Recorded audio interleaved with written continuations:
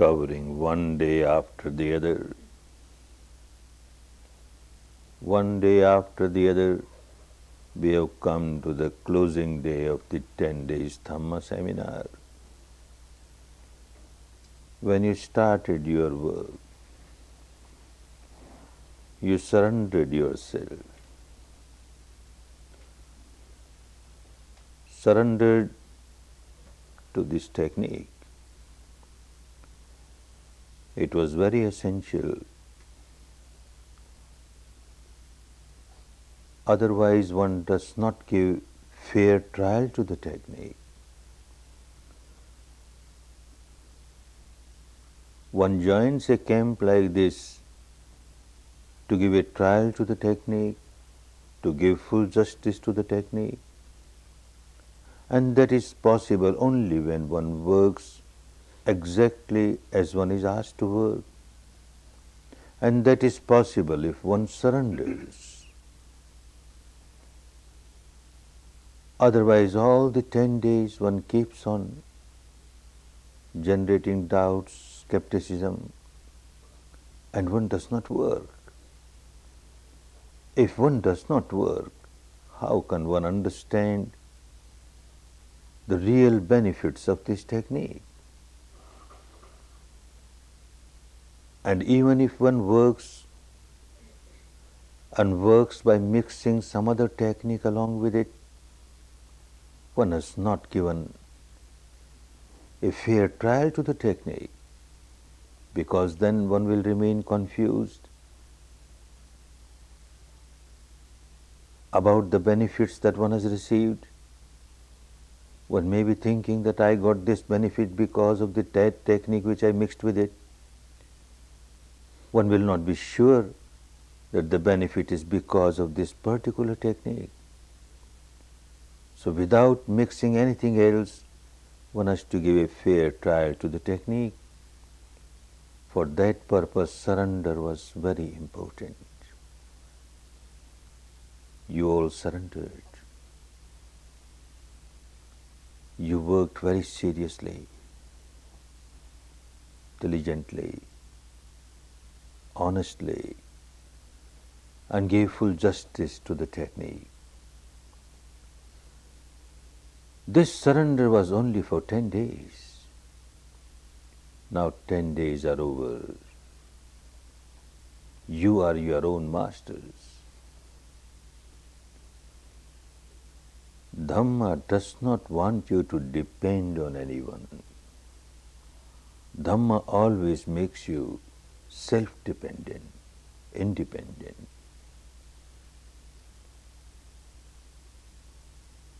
Having given the trial to the technique, going back home,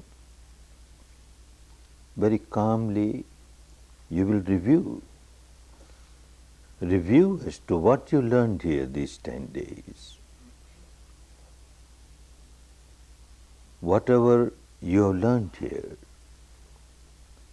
if you find that it is logical, pragmatic, reasonable, then only accept it. A human being is a rational being. A human being should not accept things which are not acceptable even to normal intelligence. If you find it is pragmatic, then only accept. But this is not the only yardstick to measure the quality of the technique. Another yardstick.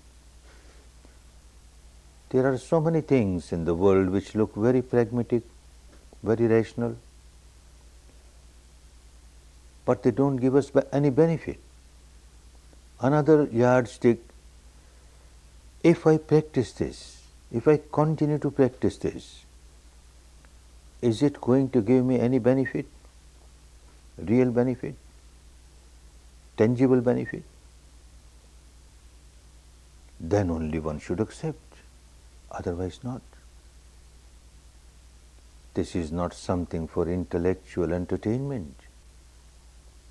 It must give real benefit in life by practicing it.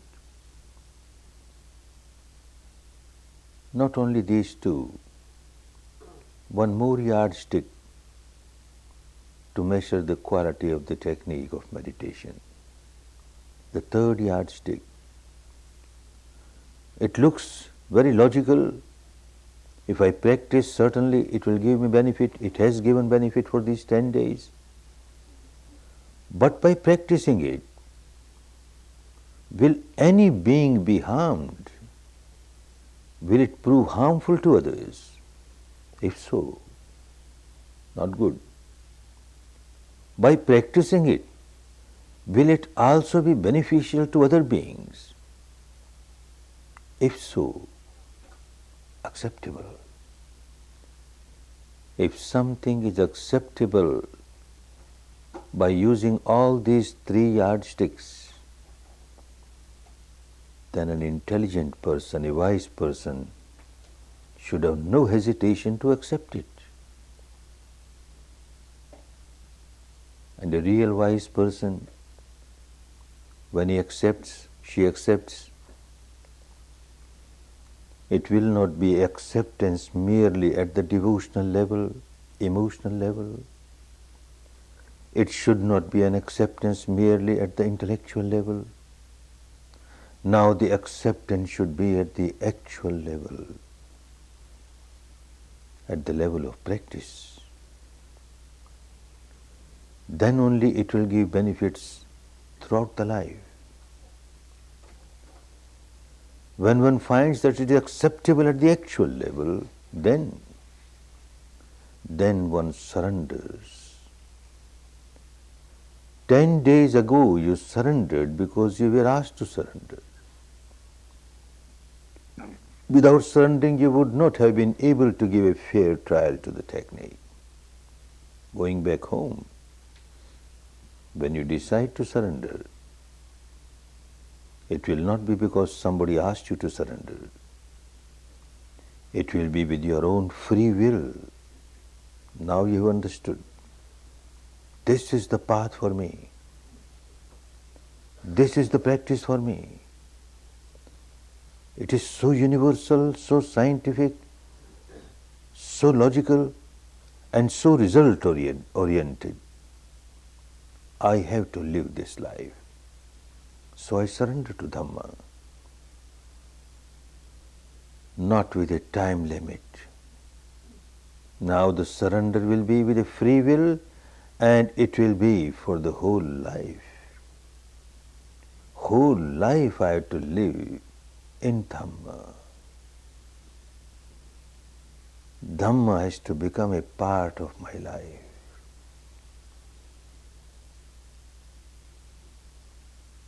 Without Dhamma, the life will be purposeless. The life of a human being is a real life of human being if one applies Dhamma in life, practices Dhamma. So one surrenders and tries to live the life of Dhamma, life of Sila, morality, life of Samadhi, developing mastery over the mind, life of Panya, developing one's own wisdom to purify the mind, life of Metta, Karuna, love, compassion, goodwill for all others. One has to live this life. Dhamma is Dhamma only when it is applied in life. A Dhamma of scripture is not Dhamma. A Dhamma in the discourses of the teacher is no Dhamma. The literal meaning of the word Dhamma is dhareti ti Dhamma. When you apply it, because you apply it, so it is Dhamma. If it is not applied in life, if one does not practice Dhamma, One may keep on playing emotional games, devotional games, intellectual games. Throughout the life, one will not get any benefit. It will be mere waste of time, waste of life. The practical aspect of Dhamma, this alone gives benefit. And you attended this 10 days course to learn the practical aspect of Dhamma, how to apply Dhamma in life. This is what you had been doing last 10 days. From morning 4, 4:30 till night 9, 9:30, you are working, very scrupulously living the life of Sila, very diligently practicing Samadhi, and very wisely developing your Panya and purifying your mind. All practical. If it was only an intellectual game, then not necessary to join a 10 days prison like this. Not necessary. You could have listened to Dhamma discourses on an audio tape or on a video tape, just staying at your home. Why spend 10 days? Because to learn how to practice it. It is the practical part of Dhamma which is very important. Of course, every evening there used to be discourse, Dhamma talk for about an hour or so. This was not for intellectual entertainment. This was not to prove the superiority of this particular sect or that particular belief, nothing doing. The Dhamma talk was to explain the technique, how you should practice, and why you should practice in this particular way, just to understand that. But when Dhamma talks are given, although they are meant to explain the practical aspect of Dhamma, but intentionally or unintentionally, at times the theoretical aspect of Dhamma comes to light in these Dhamma talks. And at times someone may have difficulty to accept certain part of the theoretical aspect of Dhamma. Dhamma is universal.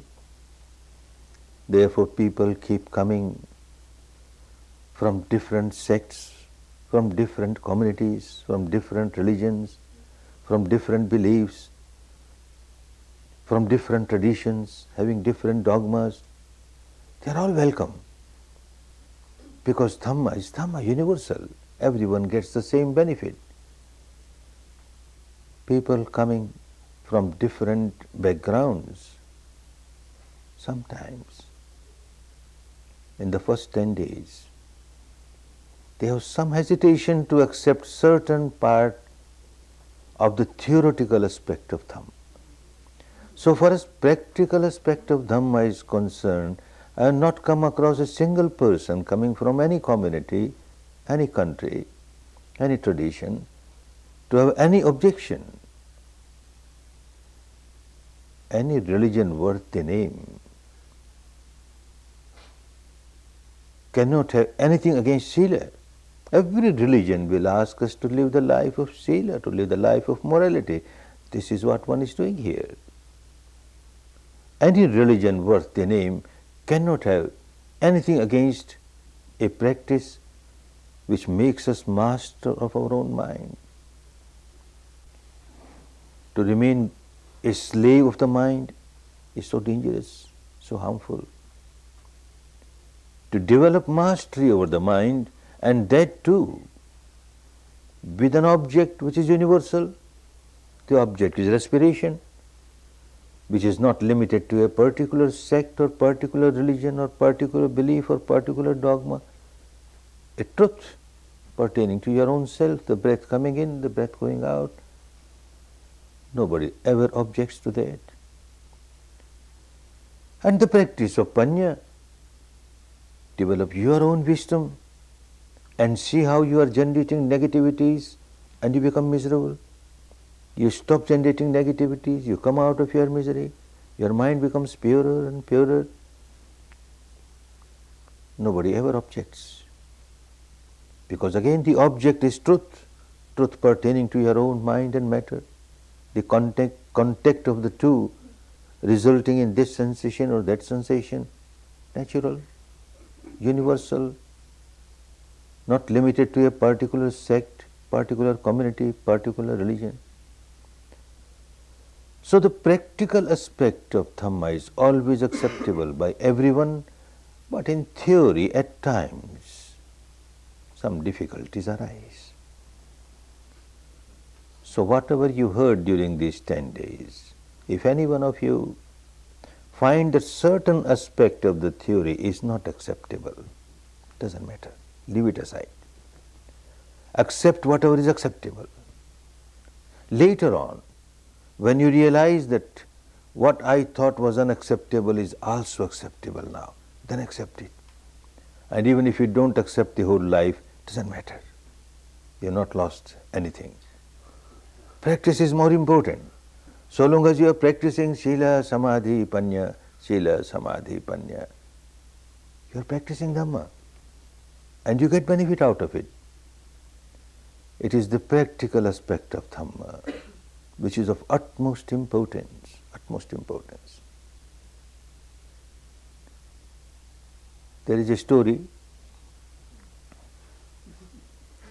a professor, young professor, not matured in life, but very highly educated. Number of alphabets after his name, a long tail of alphabets. Was traveling by a ship, and in the ship there was also a sailor, a worker there, a very old man, illiterate. Sometimes he will come to the cabin of the professor, listen to his words of wisdom, what an intelligent person, what a learned person, wonderful person. And one day, after some talk when the old man was leaving, the professor asked him, "Old man, have you studied geology?" "What is geology, sir?" "I don't know. I've never been to any school, I've never been to any college. Please tell me, what is geology?" "Geology is the science of the earth. Have you studied?" "No, sir. As I said, I have not studied anything." "Oh, old man, so unfortunate. You have not studied geology. You have wasted 1/4 of your life." The old man, very sad, with a long face, goes out. Such a learned person says, "I have wasted 1/4 of my life." Certainly, I must have wasted 1/4 of my life. Next day when he came, again after long talk, when he was leaving, again the professor asked him, "Old man, have you studied oceanology?" "What is that, sir?" "The science of the ocean, the sea."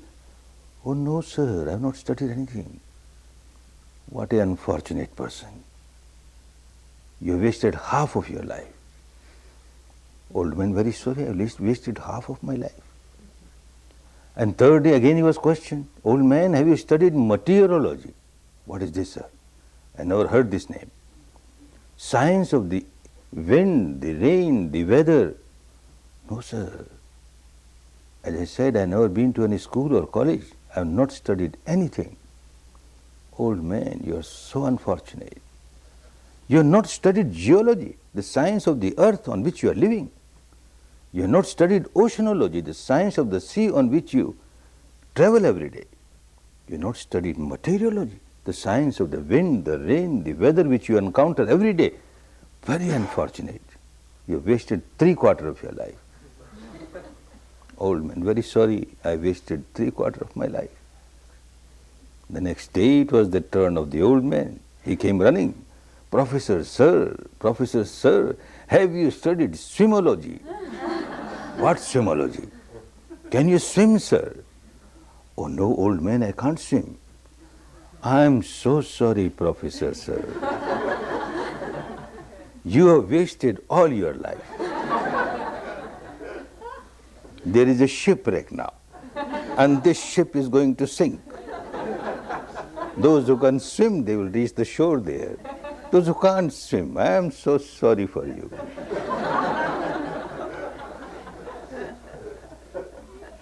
We may learn all the logies of the world, and we don't learn swimology, then what's the use of all these logies? And swimology also, if you keep on reading books on swimology and keep on discussing about swimology without touching the water, then what is the use of this swimology also? One has to learn actually how to swim, because one has to swim the ocean of misery and this the other shore, free from misery.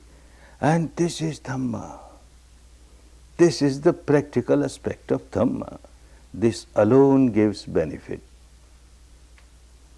Mere intellectualization does not help. Mere devotionalization does not help. The actual experience, and these 10 days, this is what you were doing. As I said, the practical aspect is of utmost importance, but in theory, if you find some difficulty, take it out, nothing wrong. Again, there is a story in our country. A mother, out of all the love and compassion and goodwill, prepared a very delicious dish for the child. Very delicious. We call it a dish of kheer, milk pudding, made from very good quality milk, very good quality rice, and sweet and dry fruits, etc. A very delicious dish was offered to the child. And he says, no, I won't take it. Hey, what's wrong? I won't take it. It is not in my plate. My plate is more important. Mother had to give the dish. All right, your plate. Take it in your plate. Be happy. Again he says, no, I won't take. Now it's your plate, why not? Oh, there is a small black little stone in it. I can't take it. It is not black stone. It has its own taste. It is cardamom. You try, it is so good. No, I can't take it. There's black stone in it. There's black stone in it. Poor mother, what she will say? She says, all right, if you think this is black stone, take it out. Enjoy the rest. Later on, when you realize that this is also tasty, then enjoy it later on. But now take it out. Enjoy the rest. The mad child will throw away the whole plate. There was a black stone in it, there was a black stone in it. So don't throw away the entire theoretical aspect of Dhamma. Whatever you find black stone, take it out. Enjoy the rest. The mother has given with all the goodwill, with all the love, with all the compassion. Actually, there is nothing like black stone. But because of the traditions, one comes from a particular tradition, one may feel, no, this is not good. First thing, it must be in my plate. That means the terminology, the words must be the same as used in my tradition. Otherwise I can't accept. All right, your terminology. Dhamma is Dhamma. Terminology doesn't matter so long as you understand the essence of Dhamma. And then any difficulty in the theory, take that out and later on you accept it. But the practical aspect, nothing has to be taken out. Shila, Samadhi, Panya, nothing has to be taken out. Practicing here for 10 days, you took just a very tiny step. Path is very long. That has to be accepted. It's a very long path. A lifetime job. Maybe a few more lives. It is a long path. But however long the path may be, the longest path starts with the first step. one was not taken even the first step on the right path, there is no hope for this person to reach the final goal. One was taken even one step on the path, there is every hope this person will take the second step, the third step, and like this step by step, will cover the entire path and reach the goal. You are fortunate, you have taken the first step on the path. And I am sure step by step, you will keep on marching on the path and reach the final goal. First step is a very tiny step, but very valuable step, very valuable. I don't devalue what you practiced here, but the fact has to be accepted that this is a very tiny step on the path, and path is very long. It is like you have planted a seed planted in a very fertile soil. The soil is fertile, there is no doubt about that, otherwise it would not have come to take seed here. You have your own parmis of the past which brought you here. The seed is planted. However good quality the seed may be, however fertile the land may be, yet if proper service is not given to this plant, this seed, one does not get fruits.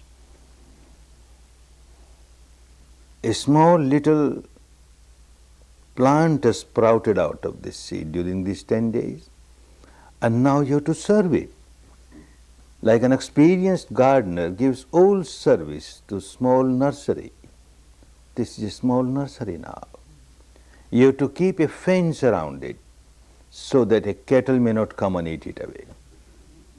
You have to give proper water at proper time, proper sunshade, proper sun at proper time, so that it grows. It grows, it grows. It will grow in a huge tree with thick trunk, deep roots. Then it will not require any service. No gardener takes care of a huge tree with thick roots, deep roots and thick trunk. Not necessary. On the other hand, this very tree, which took so much service, starts giving us now. Whatever it produces for us. All the flowers, the fruits, the shade, everything is for us. Similarly, this tiny little plant of Dhamma, which has sprouted out during these 10 days, you have to take great care of it at the initial stage. You have to keep a fence around it so that the cattle may not come and eat it away. You have to give proper water at time, proper time. All the service necessary. And when it grows into a huge tree, then no service necessary. It will start serving you in every aspect, every way. What fence? Which cattle will come and eat it away? Going back home, you will meet your relatives, your friends, members of your community, of your society, and certainly out of inquisitiveness they ask you where you went, what you did. And Dhamma is your open book, no secrecy. You will tell, I did this, I practiced this, I practiced this. And someone, a very confused person, will say, oh, but this is not our religion. This is not our religion. It is so dangerous to practice somebody else's religion. Better die in your own religion, then practice somebody else's religion. And you will get frightened. And you stop meditation. Oh, the cattle has eaten away the plant, gone. You keep a fence. What fence? You tell this person, well, look, whatever I am practicing is within this fence, not beyond the fence. And within the fence is sila, morality. If I live the life of morality, what objection you have got? How I am harming you, or how I am harming the tradition? No harm. Within the fence is samadhi. I am trying to be master of my own mind. I am trying to concentrate my mind with the help of respiration. What objection? There can't be any objection. Within the fence is panya, wisdom, to eradicate impurities of the mind, to come out of the complexes at the deepest level of the mind. What objection? And within this fence is developing the good qualities of love, compassion, goodwill, service to others, selfless service. What objection? Nobody can object. Your plant is saved. No cattle is eaten up, and it will keep on growing, growing. But you have to water it every day, morning and evening, 1 hour in the morning, 1 hour in the evening, minimum. You have to water it. A new student sometimes feels very hesitant. 2 hours of my day? I am such a busy person. How can I spare 2 hours every day? Oh no, this is too much. Initially, it looks too much. It is not too much. For the first 1 year, you have to take a very strong adhitthana, strong decision. Let me lose anything at the mundane level, I don't care. But I will practice every day, morning and evening, 1 hour, 1 hour. And you won't lose anything. This is only to have a strong decision, adhitthana. Initial difficulties will be there. Like coming to a course, on the 4th day you are given adhitthana. For 1 hour you don't change your position, your posture. So much difficult. And practicing within 10 days, you start sitting easily. So also, initially you will have difficulty, how to spare 1 hour in the morning, 1 hour in the evening. But having this strong determination, within 1 year you find it becomes so easy. And after that it becomes so easy in life.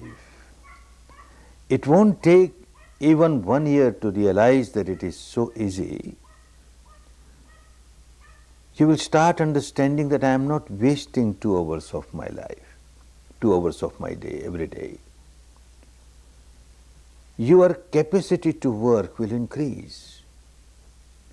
Your time given to sleep will decrease. Those who are accustomed to sleep, say 8 hours every night, will now 7 hours, enough. Those who sleep 7 hours, they will find 6 hours, enough. Those who sleep 6 hours will find 5 hours, enough, not necessary. So 1 hour you can easily take out of your sleep. And even when you get awakened, are you really awakened? Lying here lazy, lying there lazy, so much time is wasted in that. With a Vipassana, for a Vipassana meditator, every moment is so valuable. Can't afford to waste time. You will be active. As soon as you wake up, you are active with your responsibilities, with your daily responsibilities. And the capacity will certainly increase.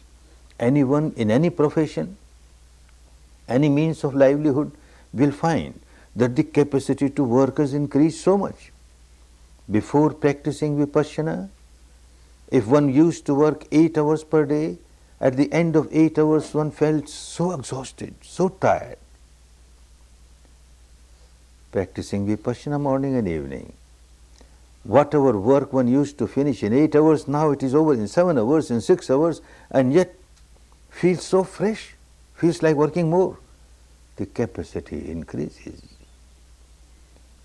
Case of my own teacher, Siaji Ubakin, a wonderful person.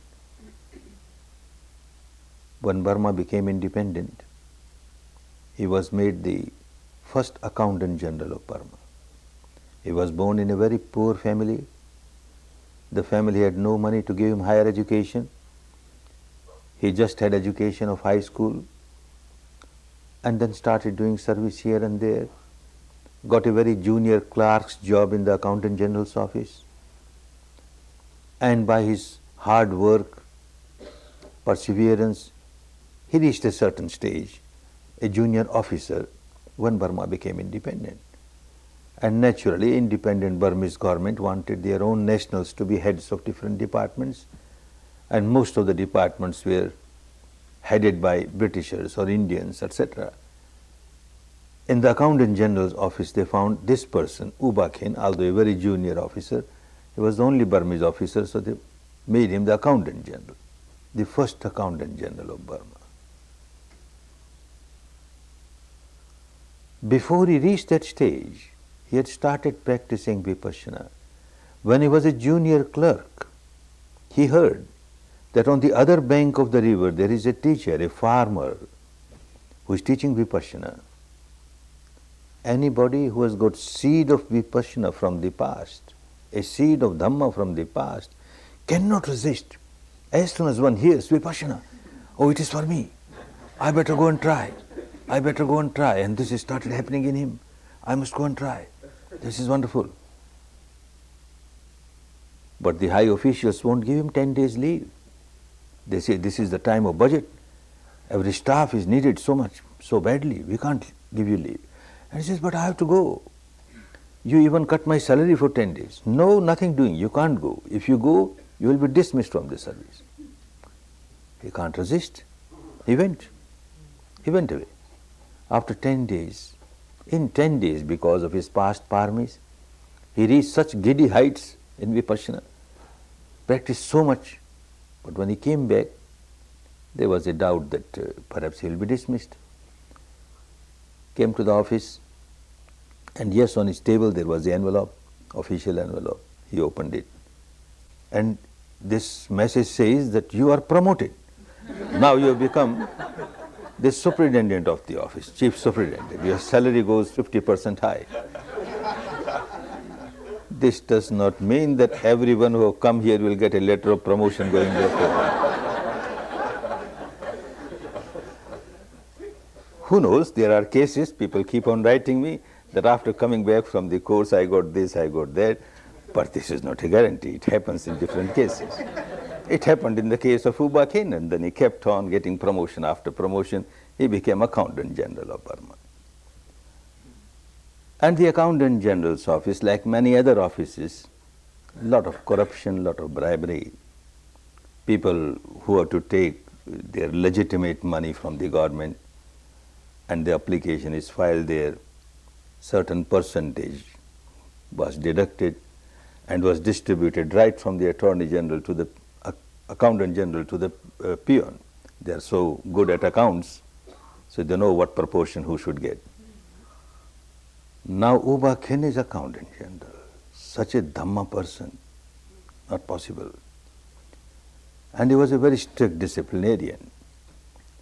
He issued an order that any application comes to the office, the concerned person must give a decision within 48 hours. If there is a complication, one cannot take a decision, bring it to me. I will take decision.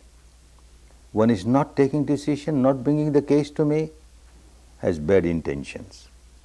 He will be dismissed. But that alone did not work. It was Dhamma. In his office itself, he started teaching Vipassana. He went to the Prime Minister and told him, sir, you made me Accountant General, good, but look, there is so much corruption everywhere. And unless people practice Vipassana, they can't live a real moral life, a good life. Permit me to have one room where a few workers of this office every month take a course of 10 days. The Prime Minister was also a very good dharmic person. He wanted the administration to become very pure, good. He says, all right, go ahead. And every month there is a 10-day Vipassana course in the office of Accountant General. And that started giving result. In a few years' time, it was a talk of the town that in Accountant General's office there is no more bribery, no more corruption. And the Prime Minister calls Uba Khen. How is it? But is it good or bad? It's very good, Uba Khen. But I want this to happen in other ministries, other departments. Look, that department, this department. Sir, I am a civil servant, you transfer me there. I will start working the same thing there also. Oh, no, no. If I transfer you somewhere, then again this department will sink. So you be here. And at the same time, you look after this, you look after that. There was a time when he was head of 4 departments. So huge responsibility. And yet, kept on working so smilingly, giving wonderful results everywhere. It was said about him that in whichever department he will go for 1 hour or 2 hours or 5 hours, and any number of files that will come, any number of cases that will come on his table. When he leaves that office, not a single case is there on the table. He gives decision on every case, however complicated it may be. The mind becomes so clean. Any problem, you can go to the depth of the problem and give a quick result and right result.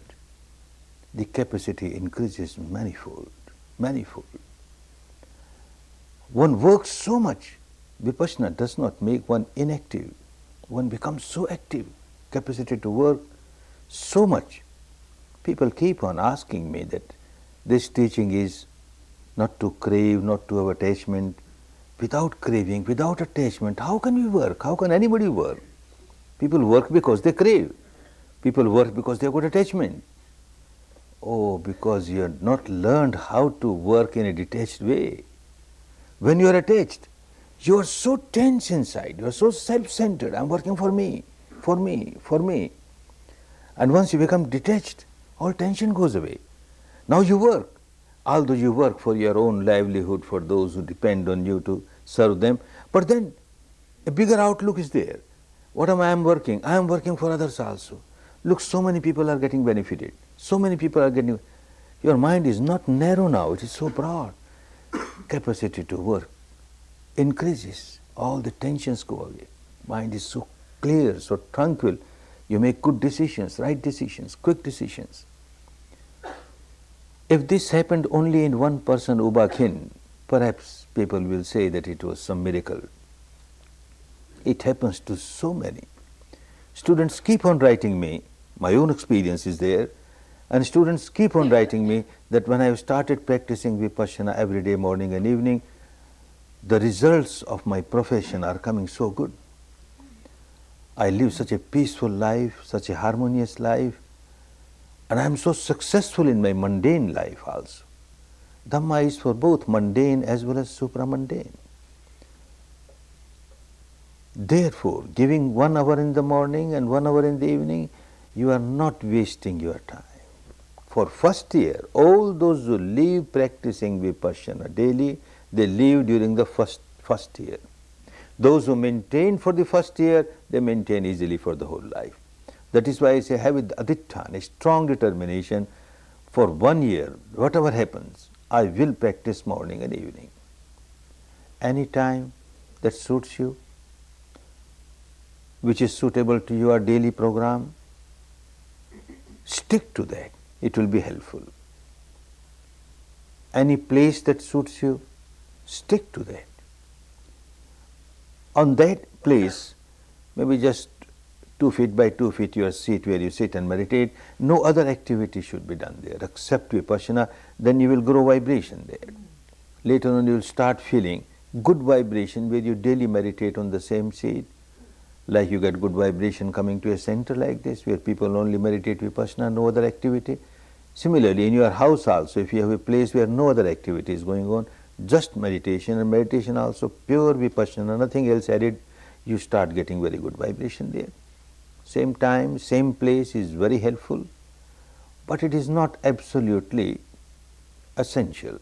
Being householder, sometimes you may be traveling, you can't have the same place, you can't have the same time, then any time, any place, but don't miss your daily sittings of 1 hour in the morning, 1 hour in the evening.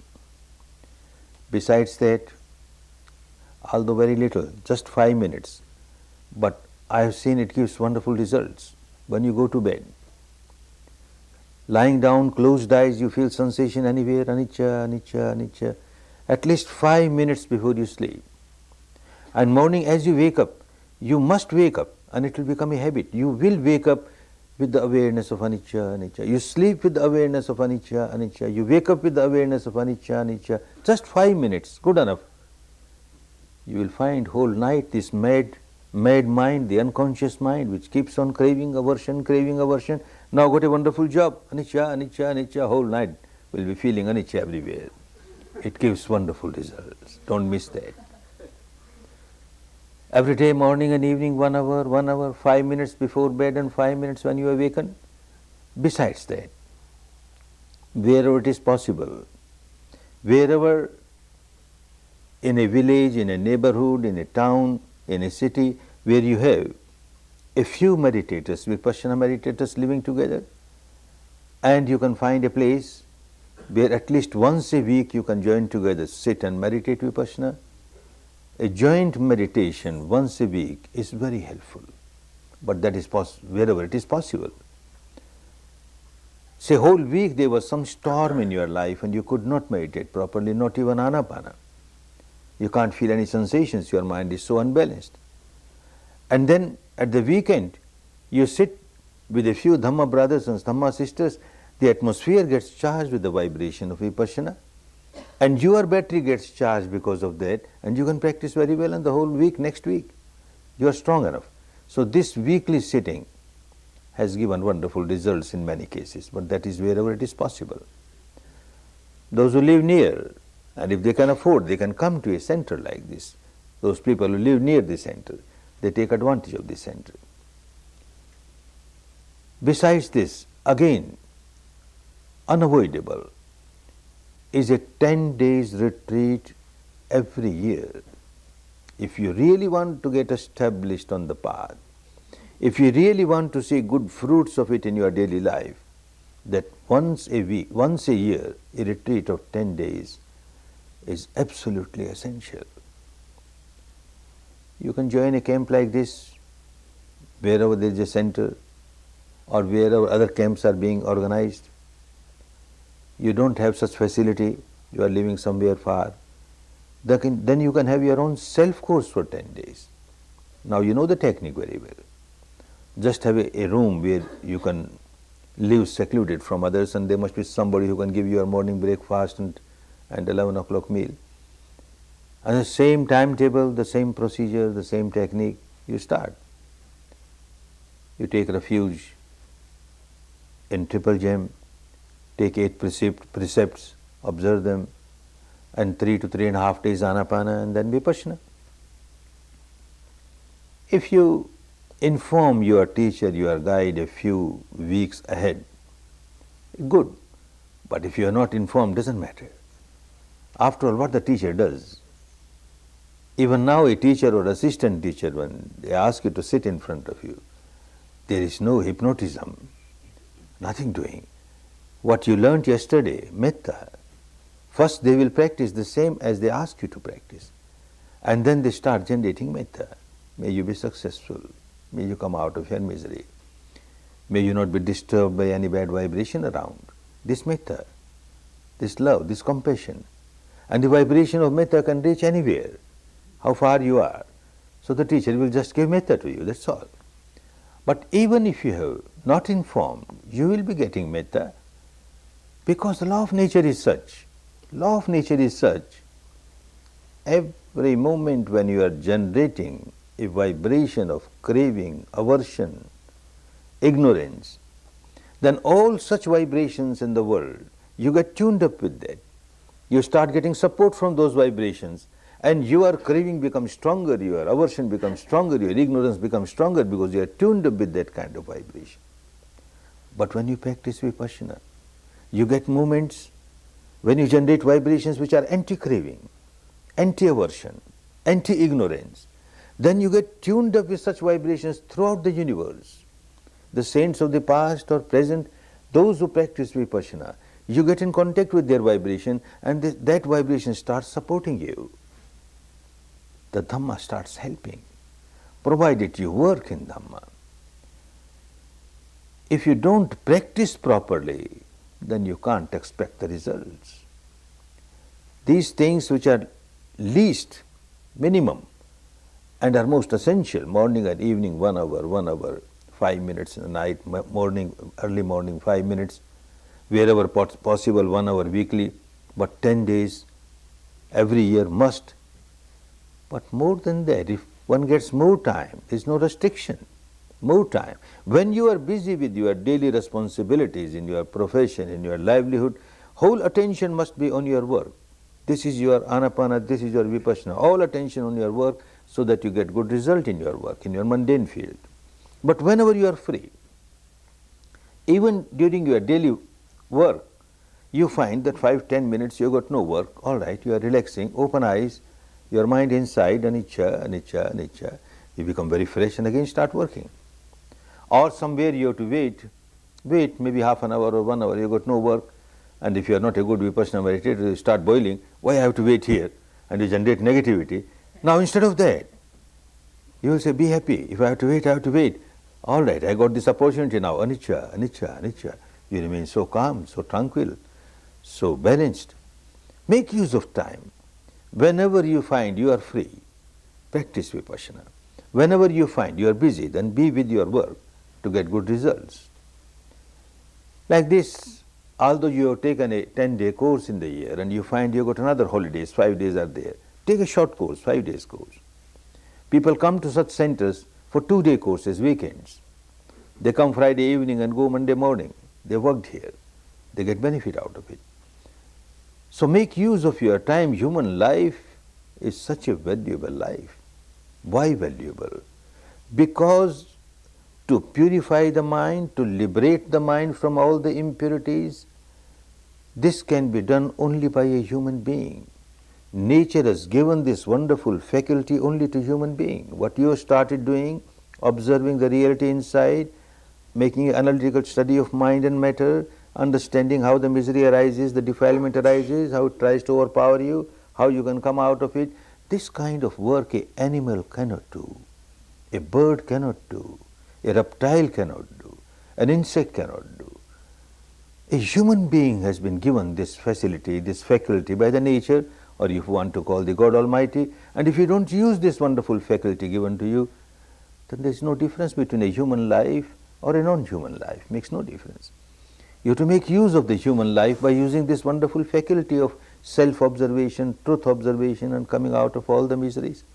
So whenever you are busy in your mundane life as a family person, then you give all your attention to that, but whenever you have time, give attention to this process of purification, process of liberation. Daily sittings. When you take a short course of 5 days or 2 days, then 1/3 of the period must be given to Anapana and 2/3 to Vipassana.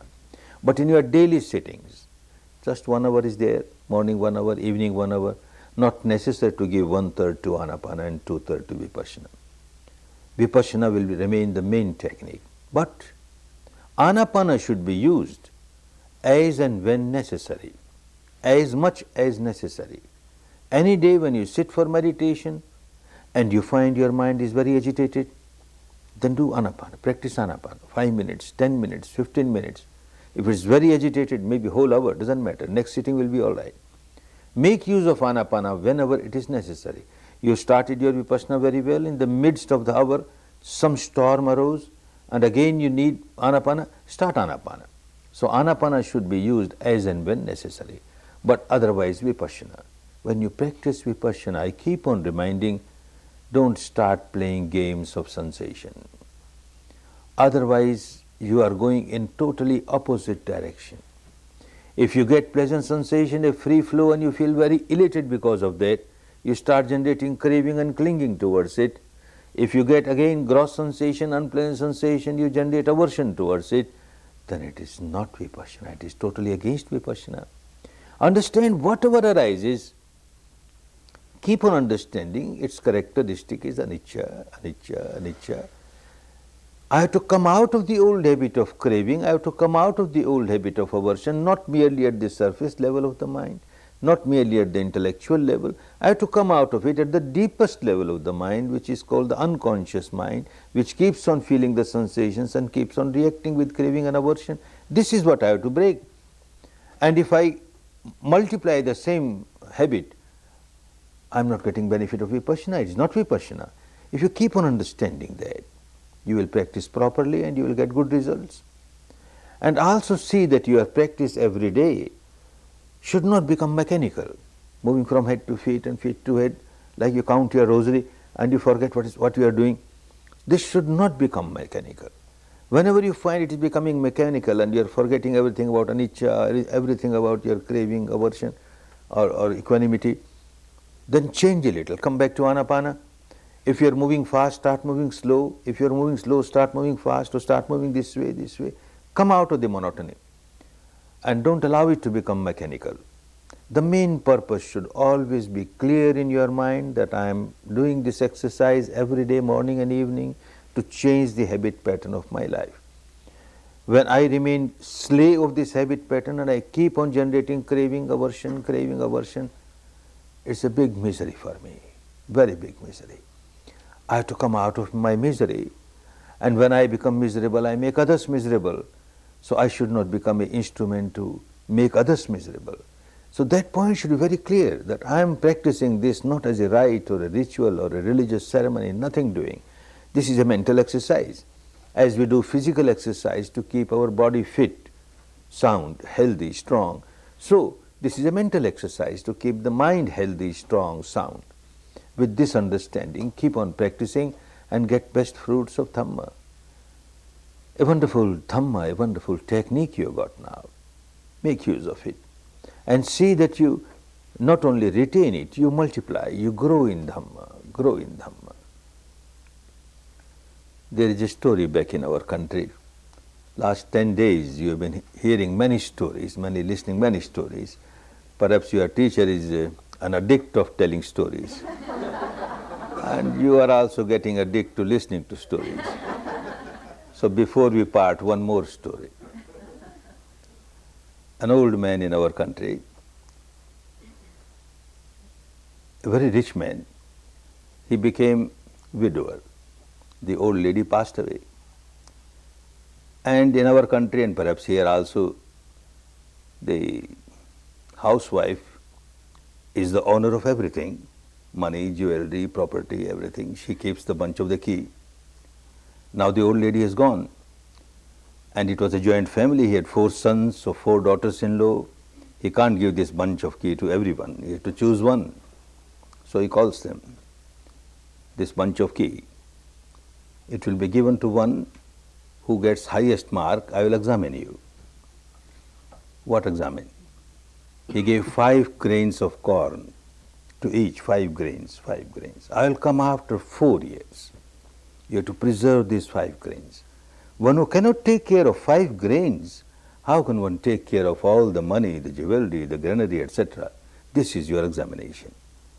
The old man went away. The eldest daughter-in-law thought, the old man has gone crazy. For 4 years, worried about those 5 grains, valueless 5 grains, better throw them away. When he comes, I take another 5 grains from the granary and give him, take your 5 grains. She threw away. The second one thought, yes, it is not good to worry about these 5 grains for 4 years. But who knows? These very 5 grains may have some wonderful powers, some magical powers, some miraculous powers. And after 4 years he will say, all right, eat it. And as I eat it, I get this supernatural power, that supernatural power. I should not throw away. I better eat it now. And when he comes, I give another 5 grains. And she ate up. The third one, very eager to get the bunch of the key. So she kept those 5 grains in a room where she keeps the statues of her gods and goddesses, and every day she goes and inspects them. So she goes every day to inspect this 5 grain also. Took care of the 5 grains all the 4 years. The fourth one, she took the 5 grains, cleared the land behind the house and planted them. When time ripened, 5 plants came out with 100 grains each. And the next season, all those 500 grains were planted. And the next season, all the grains were planted. In 4 years, tons of grains. When the old man came, everyone had their own story. When he came to the fourth one, he said, they've increased, sir. Godowns are full. Bring some laborers to take them. Old man was very happy. This daughter has not only preserved 5 grains, she has multiplied. This old man has also given 5 grains of Dhamma. Not only preserve them, multiply. And I don't carry away with me the bunch of key, it is with you. As you keep on multiplying Dhamma, you are able to open the gateway of the kingdom of heaven within and enjoy. You can open the gateway of the Brahmanic plane within and enjoy. The gateway of the Nibbanic peace within and enjoy. Keep growing in Dhamma. Not to oblige anybody else, for your own good, for your own benefit. and also for the good and benefit of so many others, so many others. One little thing more, which I don't forget before closing the seminar. This is of my self-interest, and being born in a business family, the tinge of selfishness does not go. It is still there. What self-interest is there? There is a tradition, a belief in our country, and I have been hitting hard at many of the traditions, but I don't hit this particular tradition. I like it very much. The tradition is that if you learn any art, any technique from any teacher, and you don't give proper remuneration, we call it dakshina, guru dakshina, you don't give proper fees, proper remuneration, that technique will not work for you. I like this very much. This is wonderful. Everyone who comes to a course just to develop one's own parami, everyone gives some donation or the other, but that is for the coming students. That is for the facility of the coming students. What the teacher gets, and teacher must get something. A fat feast for the fat teacher. What fat feast for a fat teacher? Every day, morning and evening, when you meditate Vipassana, and at the end of your sitting, when you say, I share my merits with all, you may remember me. If you don't remember, it doesn't matter. When you say, well, all beings share my merits, may all beings be happy, this is one amongst all beings. And your metta will be coming to me. This is your feast. Every day, morning and evening, you don't give this feast, the technique will not work for you. Keep giving your feast, keep giving your feast. Dhamma is so wonderful, such an invaluable jewel. It is because of some very good fortune, because of some very good karma of the past that one gets pure Dhamma. Otherwise, in the name of Dhamma, all these sectarian things, rites, rituals, people remain involved in that whole life and they feel, I am a very religious person, I am a very religious person, when one does not have a trace of Dhamma. You are fortunate. You have Dhamma now. Make use of it. Keep growing in Dhamma. Keep growing in Dhamma for your good, for your benefit, and also for the good of and benefit of so many others, so many others. Before we close this Dhamma seminar, we better practice for a few minutes Metta Bhavana. Practice Metta Bhavana for a few minutes.